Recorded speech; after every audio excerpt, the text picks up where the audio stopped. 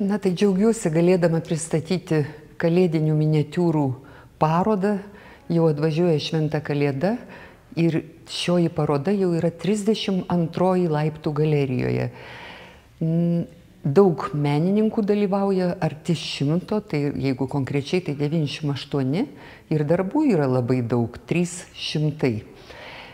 Tai nenuostabu, kad tarp tokio darbų kiekio yra ir daug nominantų, dėl to, kad prizus ir apdovanojimus įsteigė ne tik tai pati Laiptų galerija, Šiaulių dramos teatras, Media grupė ETA Plius, o taip pat ir privatūs meno mecenatai ir mylėtojai. Tai manyčiau, kad kiekvienas gali išsirinkti pats savo miniatiūrą. Na, bet prieš kalbant apie konkrečius darbus, tai norėčiau pasakyti tokį dalyką, kad šioje parodoje dalyvauja ne tik tai lietuvių dailininkai, daug jų yra tų, kurie ir pernai, ir užpernai yra dalyvavę, bet taip pat ir svečiai iš Latvijos, o taip pat ir iš Irano. Ir man buvo irgi labai įdomu pamatyti iranietės darbus, netgi 6, man taip atrodo, dėl to, kad Iranas turi labai gilią miniatiūros tradiciją. Tai yra stebuklas faktiškai musulmoniškose kraštuose, kur buvo draudžiama vaizduoti kažką, tai yra vaizduoti gyvą pasaulį, kur buvo nuo 16 amžiaus tokia Isfahano mokykla vadinamoji, kuri vaizdavo žmogų labai siluetyviai tokiuose plokščiuose auksuotuose fonuose. Tai čia irgi vaizduojamas žmogus, tik tai jau tokiam dekoratyviam fone, iš tikrųjų toks pokytis labai aiškus yra.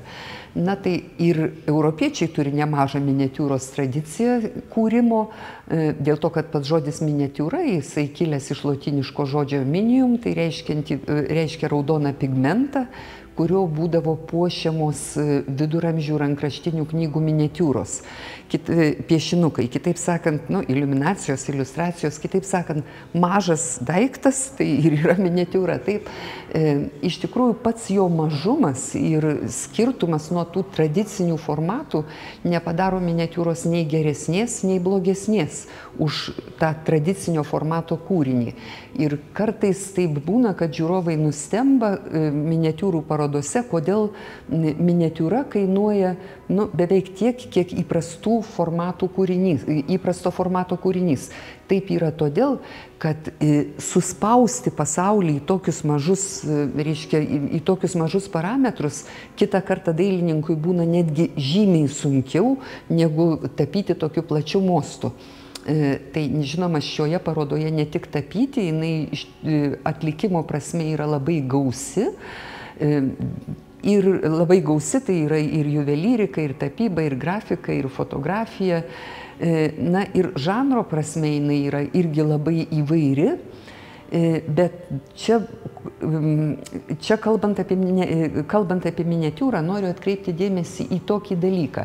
Meno kūrinys, jis niekada mūsų nepaveiks, jeigu jis nors šiek tiek nenustebins. Tai žmogus taip jau sutvarkytas, kada mes matom aplinkos daiktus tokius, kokie jie yra, jų įprasto masto, tai mes prie jų esam pripratę ir net neatkreipiame dėmesio. O kada daiktas yra labai sumažintas arba labai išdidintas, mes nustembam, nes esam visada išmetami iš to įprasto pasaulio matymo. Tai tą patį galima pasakyti ir apie, kaip sakiau, apie miniatiūrą ir kaip apie labai didelį dalyką. Pavyzdžiui, pop menininkas, toksai amerikietis Klasas Oldenburgas darydavo kasdieninio vartosenos daiktus kaip skulptūras, bet darydavo jos po 4, po 5 metrus ir tu stovi, žiūri į jo, pavyzdžiui, baltinių segtuką, kurį tu pats turi balkone kabantį ir akių atitraukti negali, nes jis toks didelis. Tai lygiai tą patį galima pasakyti ir apie miniatiūrą, kuri suspaudžia pasaulį, labai sukoncentruoja ir dėl to irgi mus labai stebina. Bet jausmas tarp labai didelio ir tarp labai mažo yra kitoks. Mažas visada yra trapus.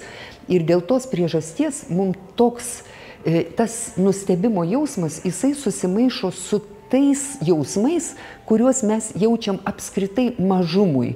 Tai yra, gailestį, rūpybą kažkokią. Ir aš taip manyčiau, kad jeigu aš manau, kad galeristai man pritartų, kad jeigu mes stebime žiūrovus, žiūrinčius meno kūrinius įprastų formatų, jie yra susikaupę, padiskutuojantis. Tai vat, kada tu žiūri į žiūrovus, kurie žiūri miniatiūras, tu visą laiką matai jų tokią šilto jausmo arba šiltos emocijos proveržius tam tikrų, šypseną, dėl to, kad tai yra kažkas, ką reikia globot, kaip kačiukas mažas, pavyzdžiui, ar ne, jis irgi labai nustebina mus ir tokios šilumos daug spinduliuoja. Ir kita vertus, jeigu kalbėti iš meninės pusės, tai aš sakiau, tai yra lygiavertis meno kūrinys dideliam kūriniui, bet šita koncentracija su ta šiluma, kuri taip kalėdom lyg ir reikalinga, jinai tą vaizdą daro kartu ir labai intensyvų. Vat jeigu pasižiūrėtume, pavyzdžiui, kad ir Ričardo Garbačiausko šitas tapytinės tokias figūras, ar ne, jos yra fantastinės, siurrealistinės. Jeigu jos būtų didžiulio formato, jos būtų gąsdinančios, o dabar jos tampa tokios jaukios, kažkokie, mielos. Arba galėtume pasakyti lygiai tą patį, sakykime, apie Šerono kūrinius tapybinius, taip, kur mes matom, kokia sodri yra tapybinė raiška, kuri šitaip stipriai suspausta, sudėta į vieną tokį nedidelį formatėlį. Ta patį galima būtų apie visus menininkus, kurie tapo ir ne tik miniatiūras. Tai man atrodo, kad šitas yra du dalykai akcentuotini šitoj parodoj. Tai yra jos tradicija, vis tik tai yra kalėdinė tradicija. Kalėdos ne tik todėl, kad tai yra Jėzaus gimimo šventė, bet jos mums mielos dar ir todėl, kad jos palaiko mūsų gyvenimo stabilumą. Jie yra tradicija. Be stabilių dalykų mes jaustumės gyvenime pasimetę.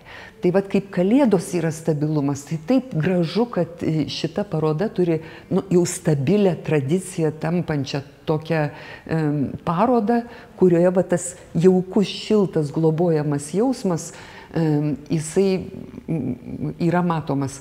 O kitas dalykas yra svarbu ir malonu tai, kad darbai iš tikrųjų yra labai nuotaikingi ir aš sakyčiau, kad pačia bendriausia prasme labai kokybiški, dėl to, kad man jau nebe pirmi metai tenka matyti šitas parodas. Tai iš visų mano matytų Laiptų galerijos parodoje, ekspozicijoje šitų parodų, man jinai mažiausiai komerciška. Joje iš tikrųjų yra labai daug vertingų meno kūrinių, vieną net aš pati įsigijau. Tai visus sveikinu su šventom kalėdom ir ačiū už dėmesį.